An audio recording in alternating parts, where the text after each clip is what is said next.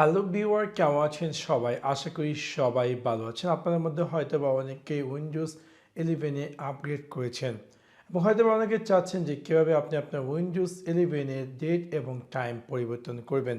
So আজকে আমি আপনাদের সাথে শেয়ার করব কীভাবে আপনি আপনার উইন্ডোজ 11-এর ডেট এবং টাইম পরিবর্তন করবেন।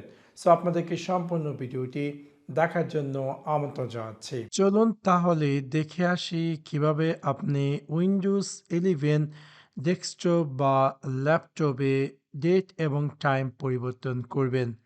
সেই কাজটি করার জন্য প্রথমত আমরা আমাদের উইন্ডোজ 11-এর যে স্টার্ট মেনু তাতে ক্লিক করব এবং তারপর আমরা ক্লিক করব সেটিংসে ক্লিক করার পর বাম দিকে আমরা পেয়ে যাব টাইম অ্যান্ড ল্যাঙ্গুয়েজেস।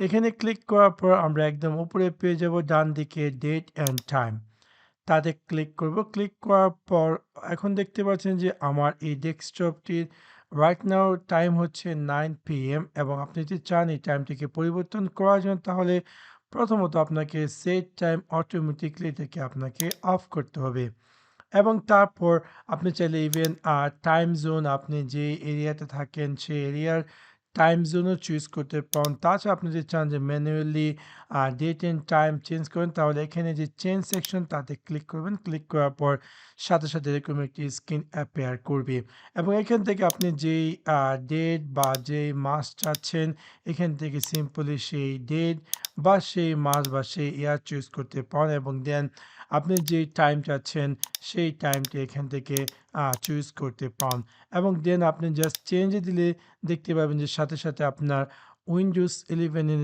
যে ডেট এবং টাইম সেটি পরিবর্তন হয়ে গিয়ে দেখতে পাচ্ছেন যে এখন দেখাচ্ছে আরেকটি time.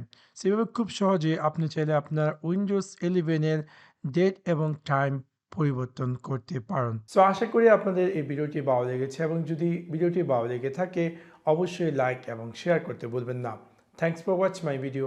See you next one. Peace.